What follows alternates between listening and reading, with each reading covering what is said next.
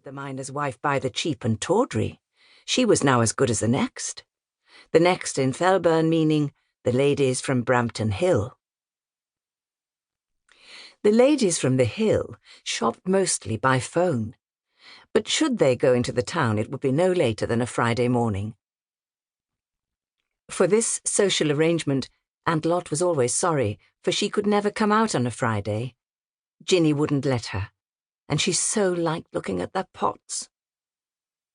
She was now standing outside Fenwick's bookshop, always the last shop she looked into before returning home. She liked looking in the bookshop.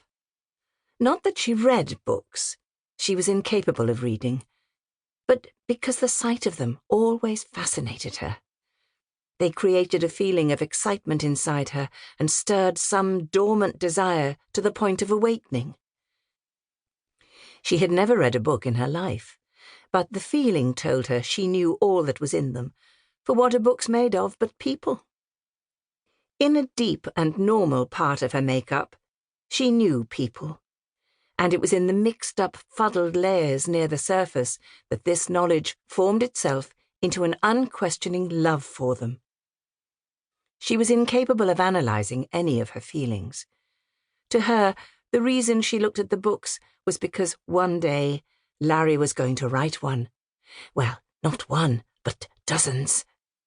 Larry was clever. He'd once been at the grammar school. The thought of her nephew brought her mind to razor blades. Now, she'd nearly forgot to get his razor blades again. It was as Jinny said. She couldn't be trusted to remember a thing to the end of the back lane. She'd go to Johnson's right away, this very minute.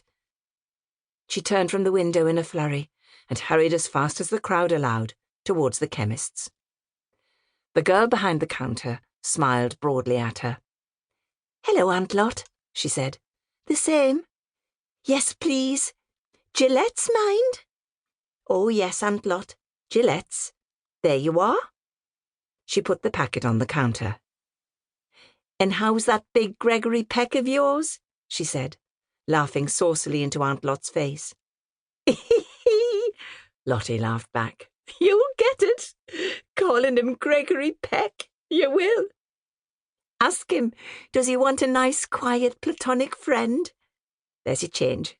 Now don't forget, mind." "I'll do no such thing." Lottie left the shop laughing, with the girl's laugh following her. And again she thought, "Aren't folks nice?" Happiness was now whirling through her entire body. A kindly word or a joke had the power to inject joy into her veins, and to her mind she had so many things to make her happy. Was there not Jinny, who cooked so nice and looked after them all? Jinny might go for her at times, but then it was because she had a lot to do.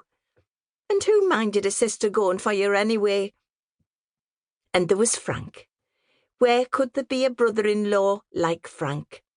Why, Frank was the best man alive. And he was good, was Frank. Yes, deep down he was good. And there were her nieces, Florence and Gracie, and their bairns, and her nephew Jack and his wife. On the thought of Lena, a tiny shadow flitted over the joy.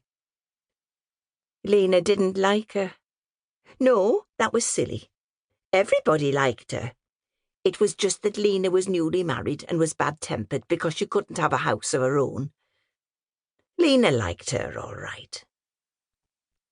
And then there was Larry. Her joy mounted, and her step became tripping. Larry was all the children she had never had.